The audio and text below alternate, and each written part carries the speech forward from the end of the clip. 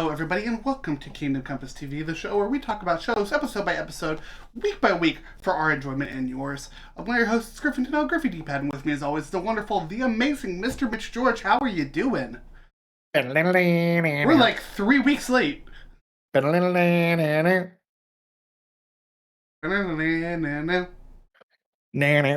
right. Yeah, we're bad at this. Y'all know the gist by now. We try. I had things coming out of both ends when this came out, so I wasn't in any shape ready to be on camera. So yeah, you were dying, then I was dying. Yep. And then this is also the busiest time of the year for me. It's been pretty busy for me too. But we're surviving, and honestly, thank God for X-Men, because X-Men has become my I get to take a break, comfort meal, hang out, be mildly traumatized. You know what that's been for me the last little bit, because we're only getting one episode of this a week? Ted Lasso. Oh, are you back on watching Ted Lasso? Or? I'm back on rewatching Ted Lasso, because I didn't realize that season 4 was so close. Oh, yeah. It's in like 2 weeks. We should do a review of the first few seasons. I'll be done next week if you want to talk Ted Lasso's season 1 through 3. Yeah, I'm down. Let's do it, because I love that. That show is one of my favorite shows ever. It's probably my favorite show of all time. Dude, him coming out, did you watch the World Cup?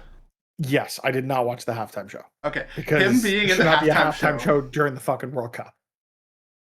There shouldn't, but also, we got the Muppets. There also shouldn't be a geriatric mental patient on stage during the trophy ceremony. Oh my god, did you see that they edited him out of all of the... He's going to be so mad, and I can't wait to see the reaction. But no, we got the fucking Muppets during the halftime show. We got Ted Lasso. We got Sesame Street. We got Believe. There was so much incredible there. But yeah, Ted Lasso's incredible. I love it. We're not here to talk about Ted Lasso, though. We'll talk about that next time. Mitch, X-Men is back and better than ever? Question mark. I want to see how they stick the landing here. I don't know if season 2 is going to have the same resonance with me, at least through these first 5 episodes, as season 1 did. Just because I saw the plot, then the plot sort of wrapped up, and they didn't really leave any breadcrumbs to where the rest of the season could go. And now it just feels like it's kind of serial in that way, where every episode's kind of on its own, doing its own thing, telling its own story, which I don't mind, but I don't think it's going to hit towards the end of the season the way that the end of season 1 did. Oh yeah, I think season 1 led to a very specific point. Season 2 so far, it's I would agree, these first 4 episodes kind of wrapped up the story. Plus, we have episode 5 we'll talk about because we're late to the game. And then episode 5 as well.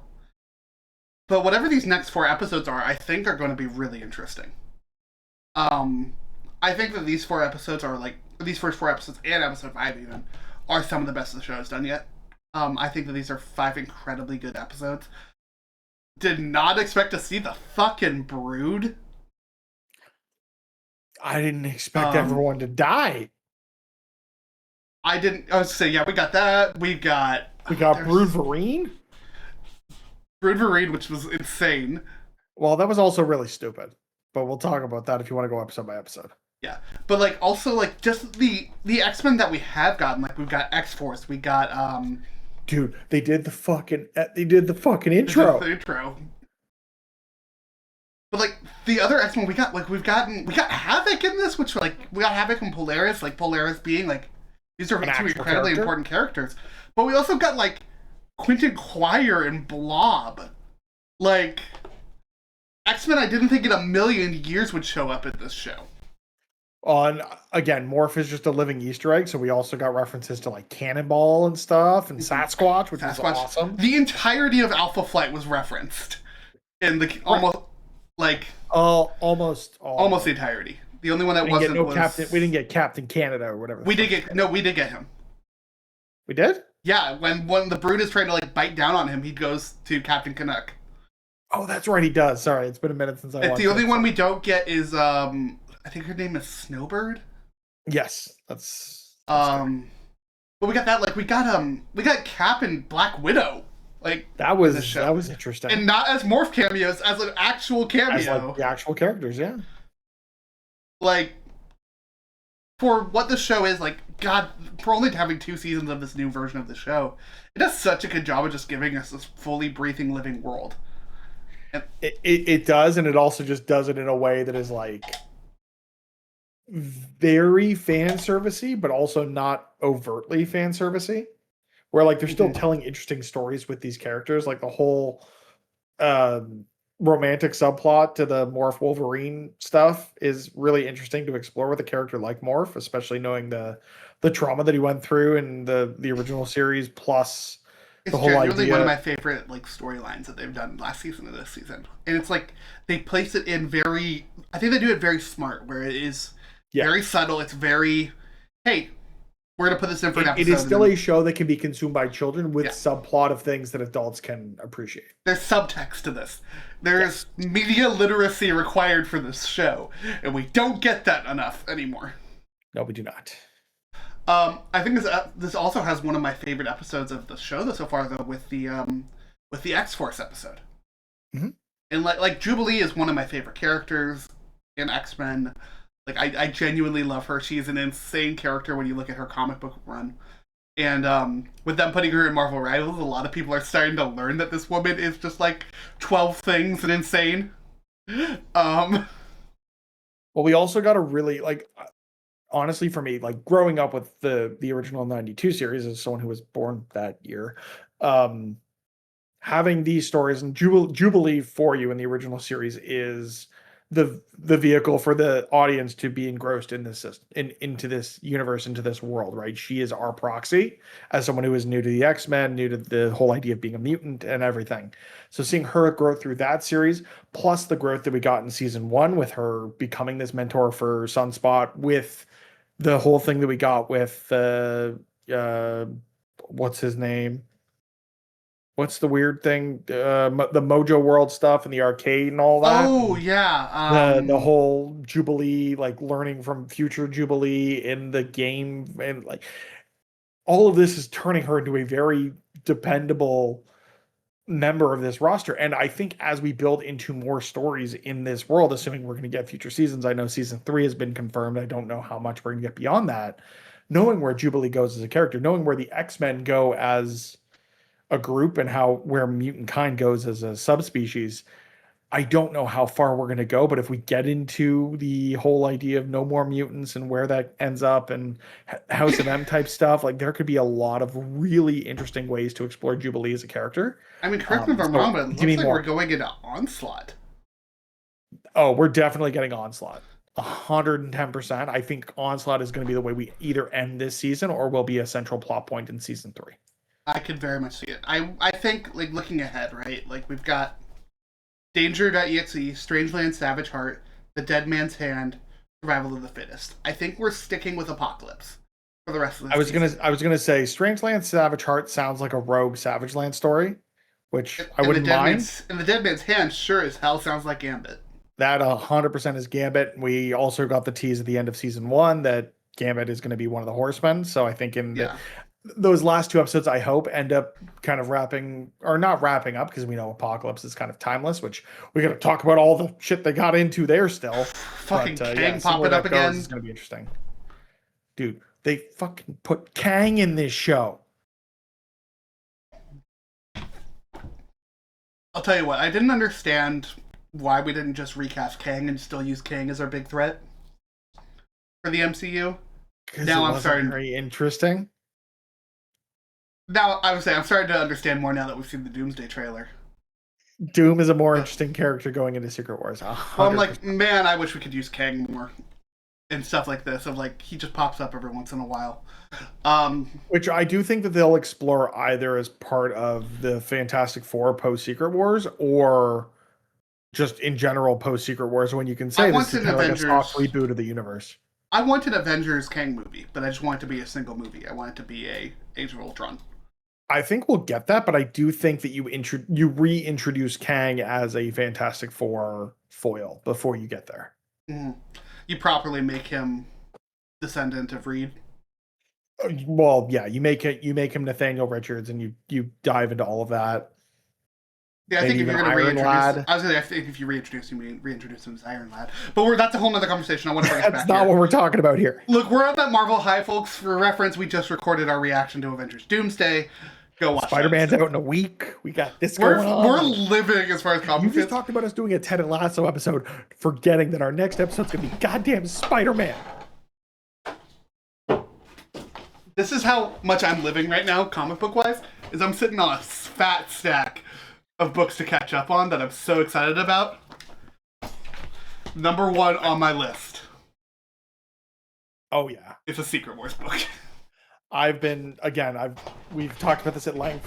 Support your local library. I just picked up the newest available in my library volume of Matt Fraction's Batman, which is phenomenal. Highly recommend. As well as that Wolverine and Kitty Pryde book, because I've just been on a Marvel kick. Saw it on the shelf. It looked relatively crisp. I think I might be one of the first people to check this out because it's still in very good shape in the library. I will say also support your local comic shop because you never know when they're going to go away. I lost mine, so I get it. But this is a lot more cost effective given I have a child. I was going to say, if you can. The caveat is always if you can. Yeah. Let's talk about these bit by bit. I think the best way to break this down is episode 1, episode 2, 3 and 4 together, and then 5. I'm down for that. Episode 1 being this future story that was very dope. I wish we got to see more of these versions of characters because I think these have been the best outfits and best designs for these characters yet, especially Cyclops and Jean. I was going to say, just some of the references that we're getting by them just having multiple costume changes. Thank God. Because, I love the original show, but it was very samey. We got 5 seasons pretty much of the same outfits, the same character designs, which is fine. But also, you mix it up, you can sell more toys, which those 90s shows were basically just a vehicle to sell merchandise. But I love, all of these inside references for fans of the books, fans of the different eras of these characters. It was really great to see. Oh, yeah. I love that as well we kept some of the stuff from last season of, we're keeping Storm and Forge's relationship. I really love that they brought that in. Everything with Cyclops, Jean, and Nathan here was just so good. 10 out of 10. They are the heart of this show so far. I loved it so much. I will say, though, I didn't realize until they were actively having the conversation that they hadn't told Nathan that they were his parents. I mean, they didn't get a chance to, right? The season finale of season 1 just starts there. Well, my brain just assumed that there had been some time in between finale and intro, just because it's been a little while since we've gotten the show. That's very true. But it's very true.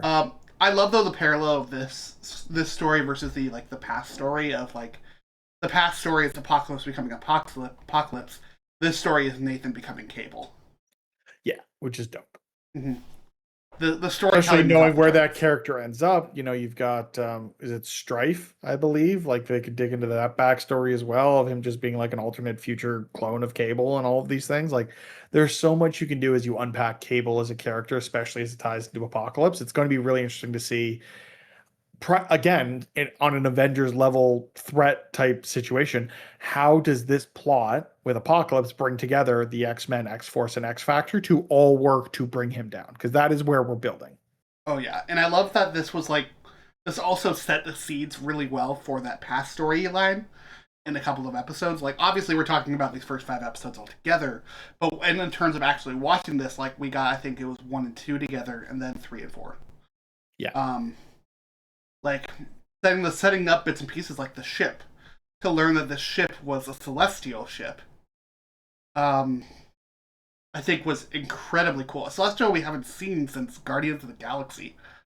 I was going to say, just the first reference to celestials since the Eternals, which, again, I am probably the universe's #1 Eternals apologist. Captain America does exist. Oh, yeah. Again, the use of Eternals in Marvel's live action properties has been less than stellar. Here it is used very well as a vehicle to drive it as comic accurate as they could get, which thank God that they're going that route, because that is where Apocalypse, that's where the whole thing comes from, right? Also, I'd like to tell you that Cosmic Rewind is staring right at you and upset. Yeah, I know. But again, about things that did well. People love Cosmic Rewind. Cosmic Rewind, mind you, was a theme park ride, but still. So Karma just walked into the room and watched the Doomsday trailer. Why is Captain America on Doomsday? Captain America is We have no idea. Sam. Oh yeah, so why is Chris Evans in Doomsday? We have no idea. I have a theory. Do you want me to explain it to you now or after? Is it the what's it called, guy? Again, at the end of What's it? Let me let the dog out. Hey Google, turn on Backyard Light. at the end of Endgame, he ends up with Peggy, but that creates an incursion in that timeline, which can create weird TVA type stuff. Yeah. So I think Loki either gave him away. Yeah, Loki probably gave him away out of that universe in case things hit the fan. Okay, bye. She's just not listening to you. She wants to theory craft with us, but she also had to let the dog out. Time wivey bullshit. That's always the answer, right? Pretty much. I do love that we're at a point with Marvel where we can nope things away by time travel, by magic, and by multiverse shenanigans. We just get to take our pick at this point. Yeah, more or less, yeah. Anything I mentioned a lot and just ran really quickly over the first episode. Is there anything in particular you want to call out? No, I think again, the idea of the family moment is what did the most for me. Again, I was feeling really under the weather, but watching this delirious at 4 a.m. between bouts of going to the bathroom and just having that moment of we're your parents, you're awesome, sort your shit out, be who you need to be, and then he does, and it's it hits so good, especially as a parent. Yeah, I want to really shout out Brian Ford Sullivan on this one. He was the head writer on this. But he was also a writer on. He wrote a lot of my favorite episodes of Arrow. And you can definitely tell, the man knows how to write. It's such a good episode. Moving right along though, episode 2 of Force to be Reckoned With. This is our X-Force and X-Factor episode. First off, the fact that we just got the full X-Factor lineup. We got Havoc, we got Multiple Man, we got Strong Guy, we have fucking Strong Guy, Wolfsbane, and Polaris. Which, to be fair, we got the same lineup for X-Factor in the original series. I just didn't think that they would be willing to bring that back. That's a very specific They've been team. very good about being true to that original story, and I'm glad that that's carried through with some of these side characters that were introduced to sell toys. 100%. They have some really fun characters. Wolfsbane especially has some really fun stories in the comic books. I hope we get to see more of X-Factor because they're genuinely dope characters. I hope so. Especially getting to see Havoc and Cyclops potentially. Which it's funny because we are now 6 years into this incarnation of if you think about it from X-Men 92 through X-Men 97 season 2, roughly 5-6 years, whatever.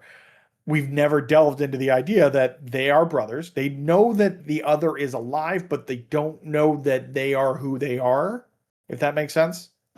Scott knows that his brother's alive. Havoc knows that his brother's alive, but they don't know that they are each other, yeah. Each other.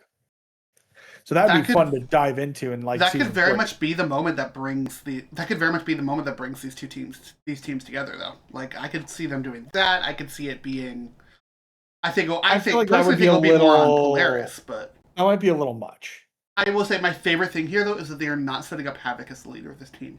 It is Polaris. It is a cooperative leadership model. Also, absolutely, totally, definitely not S.H.I.E.L.D. totally not just a helicarrier that they break everybody out of and then don't say a fucking word about it. Look, it is what it is. But no, I think the heart of this episode was very much Jubilee. I love her new costume. I love Sunspot's costume. I don't love the domino mask. See, I like it when he's in fire when he's form. flamed on. Yeah. And I think that they knew it's gonna work here, it's gonna look stupid at the other one. Yeah. But also it looking a little stupid kinda works for Roberto. It's fine. I don't love it, I don't hate it. Mm-hmm. One of my favorite things about this episode though is that we got Psylocke. We got more Psylocke. Yeah, no, introducing Psylocke as a member of X-Force was a stroke of genius. And it's like, hey, all of that complicated shit about this character. Ignore all of it. Doesn't None of it matter. matters. British samurai with psychic powers. That's all you Mhm. need. She even does the whole telepathy thing with the butterfly effect. I'm just like, oh, dude, it's so good. It looked awesome. It was so fun. I hope we get more of it. Because Psylocke is a dope character. We also got Emma Frost in this episode, though. Speaking of telepaths. Which, did you see the internet? Yes, I did. Stupid internet. The internet's gonna be the internet. It's not my Emma Frost. Yeah, go suck a lemon. Look, I've accepted that. I just ignore them at this point. You don't have to be horny on main 24/7. All right, like Look, chill out. As much as I enjoy the game, Marvel Rivals just fucked everything up. Irreparably. Yeah, dude, that Captain America skin. That Captain America skin was That's incredible. America's package. Yes. Hey, we are known for our missiles. I mean, I knew the super soldier serum worked. I didn't know it worked that well. I feel like we could continue this bit far too long, so I'm just gonna end it. Probably the right call. Yeah, before we say something that we cannot put on the internet. Penis. He has a penis. Look, I'm just short of just pulling it up. Don't do it. Don't do it. I will say though, like I love Jubilee in this. Yeah, like I mentioned, we got a bunch of random X-Men in this one. We got Quentin, we got Blob. I think I saw Evie in there even. There's a bunch of cameos in this one. But man, Jubilee was so damn good in this episode, man. The point where she's like, she's good. She's good anytime she pops up. Like her entire combat in this was so good and felt so rewarding to finally see Jubilee just go off and like be like, no, I'm not just a kid. I don't just have stupid firework powers. Let me show you what I can do. And then also to have one of the most badass moments of the show so far of hitting them with her power and then jumping off a helicarrier.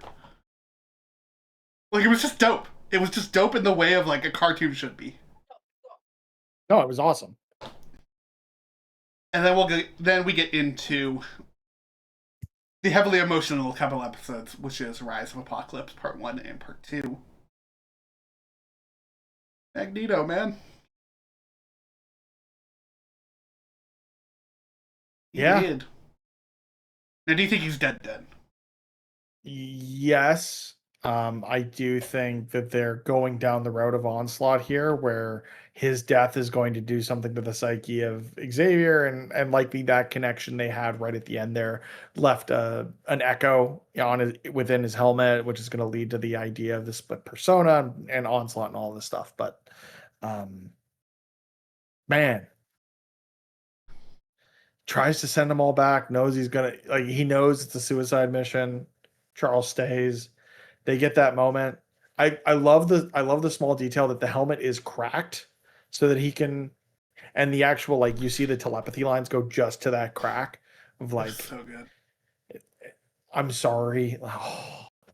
And dude, like, just with how beautiful that black hole was, like, that was some incredible. That animation was on par with like Gambit's death last season. They're going for the same emotional gut punch. What if we just made this the most beautiful thing you've ever seen? And then it's like, no, that's not the death scene. It's right afterwards. Yeah. Like, there's something about tragedy in the face. Like, tragedy in the realm of comic books is very interesting because nothing is permanent. But at the same time, a show like this feels like there's permanence to it, but obviously they do some timey-wimey bullshit and he's back for season 3. Like, I'm really interested and curious to see where they go with this thread, and I expect that it is going to be some form of an Onslaught story, whether that's here. I don't think it's here. I think they'll probably hint at that for season 3. Yeah, I think we get the setup for Onslaught. I don't think we get him unless it is like episode 9. No, it'll be a tease towards the end, similar to what we got with Gambit in season 1. So in the way that like the last season ends with them saving everyone and then they get blinked out into time, that's how I could imagine episode 9 ending. They solve the threat, Charles does whatever, but with whatever he has done, that has fractured his mind in a way that creates Onslaught. Oh yeah, I Like, could see the last frame just being like a reflection of Magneto in a mirror or something. yeah. Like just a slight hint that this is where we're going for future seasons. This We into these for correct these me if couple I'm of wrong. episodes. Like we never got Onslaught in the 92 series, right? No, never. I think so. I mean, as a kid, I remember there being Onslaught toys around, but I think that was mostly either driven by the books or by Onslaught's inclusion in Marvel versus Capcom. Yeah, I think it was a bit of those because like Onslaught is definitively a cool ass looking character. That Like dude it's sells toys. like it literally is. What if we took Magneto and made him spiky? Yeah. So I think they could do it. Now these two episodes are incredible. There's so much to go over here. Where it's like I think the big thing that they needed to do in this is actually make Apocalypse a threat. Like we've always They did. known Apocalypse is a threat, but even in like that early '90s shows, like he is a villain, but he's This He's is a the little first goofy. time, this is the first time they've made Apocalypse feel apocalyptic. yeah, like hey, man, remember that X-Men Apocalypse movie? They should have taken notes from this. And they clearly Justice took for notes Moon from that. Knight, man. Where's Oscar Isaac and more MCU stuff, man? I think the rumor was Secret Wars. But yeah, like actually making him know. feel like getting Ramatut and getting and Sabanur. You sympathize with him in these 3 episodes. Like It's very like much. no, so. it's like I see how you're coming here, but also you're just straight up evil, and you have warped what the lessons were. And it's I was going such to a say fun way. we're so close, but then it's just no, we're going to be just straight up evil, Mhm. which didn't feel as earned as I would have hoped.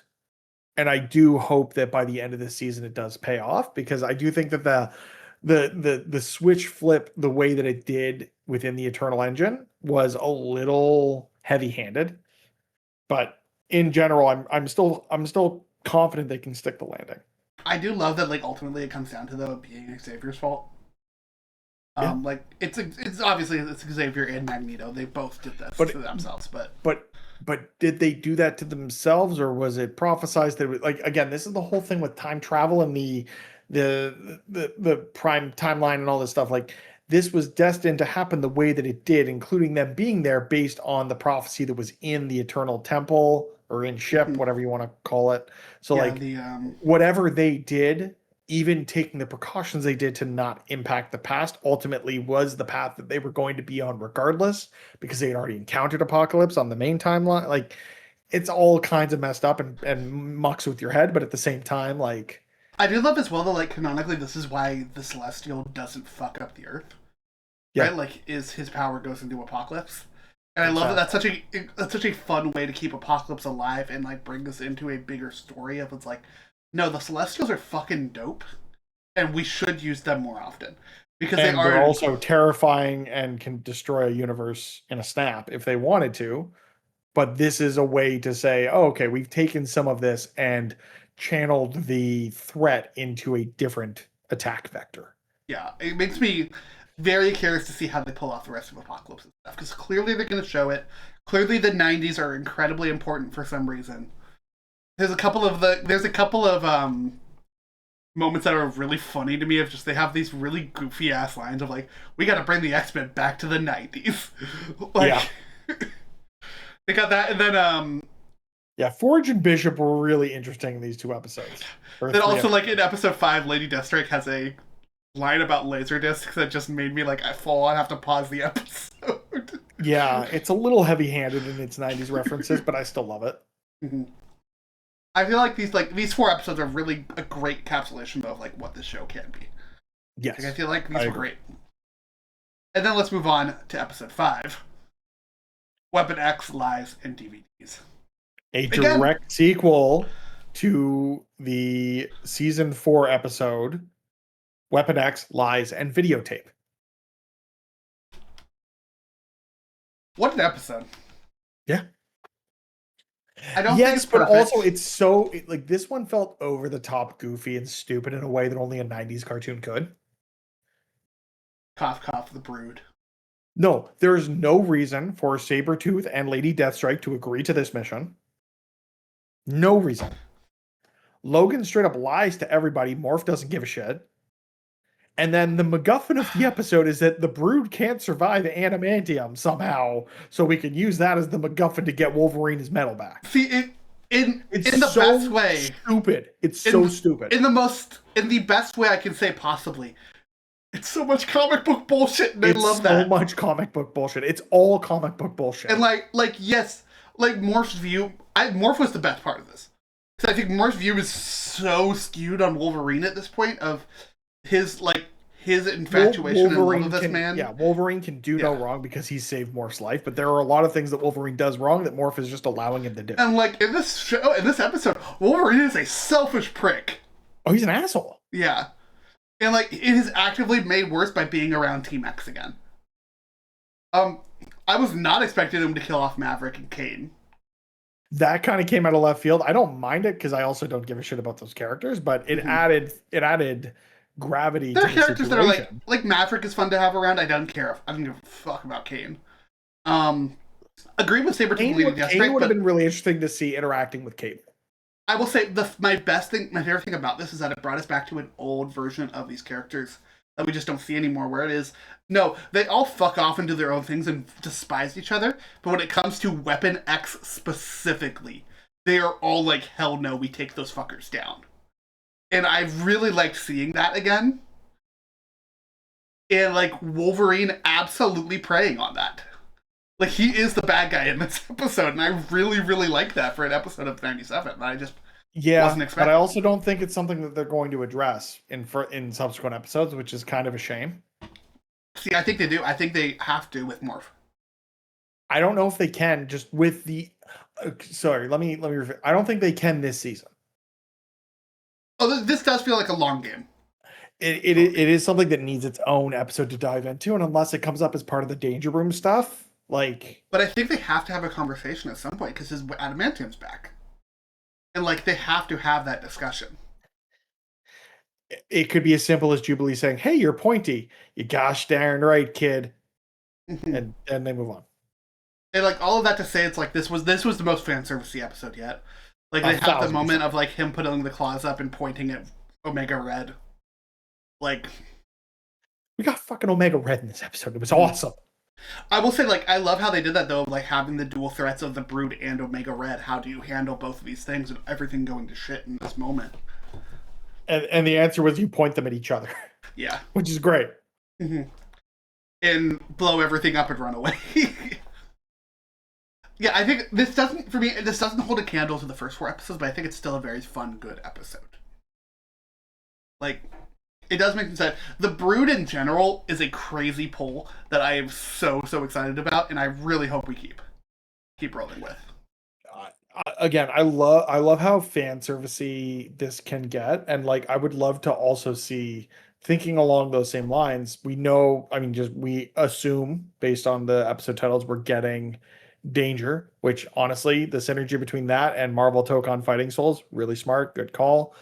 But even things like Mephisto, Cerebro manifested as an actual being, like there's so much they can dig into here. Even just the idea of like Hope Summers and how that ties into Cable's story and what we saw in the future. Like there's so much to dive into here with these characters that this is the show that is just going to keep me coming back for more.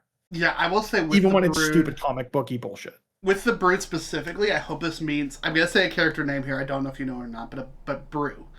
Broo. I hope this means we get him at some point. We get to see a evolution of these characters in terms of what they can be. Because Brew is a student of the X-Men Academy that is a mutated Brood. Where did I just see this character? It might have been a book that I was reading, but I remember seeing this character in something like recently, and it's going to tickle my brain until I remember where. So he's from Wolverine and the X-Men, from 2011. I don't know if that was it. I'm gonna have to figure that out because it's gonna bother me until I remember. Anyways, like I would love for us to get to that point. It's like, they're in charge of the academy now, and they're teaching these students. They're creating this safe space for these students. Getting to that point, and I think we might be with like cameos from like Quentin and Blob and those guys. Like I do think it is very possible. Yeah, I mean at this point I wouldn't assume anything is off limits. So Keep them coming. X-Men is dope. We'll be back at the end of the season, or hopefully sooner. Who knows? We'll try to do weekly. Odds are it'll be at the end of the season. We'll see. Yeah. We got We've 4 already gone episodes through half left. the season. Danger.exe, Strangeland, Savage Heart, and what we assume will be some sort of 2-part finale, even though it's coming out on separate weeks. The Dead Man's Hand and Survival of the Fittest. Oh, because they haven't done 2-part finales in the past with a week gap in between to just make us suffer. Oh, that's true. Yeah, the Tolerance's Extinction 3-part was 3 different weeks. Yeah, they did that. Yeah. They will make us suffer for their amusement. But honestly, they can I do like that, but I'll have Ted Lasso to watch, so I won't really care. Okay, fair. We'll just be crying about that instead. Yeah. All right, folks. That's going to be a wrap on this one. Of course, let us know what you think of X-Men 97 Season 2 so far.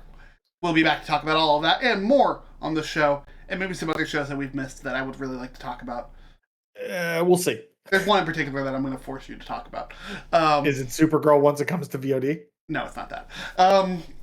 We will be back next time, though. But until then, be good to each other and have a magical day. Excelsior.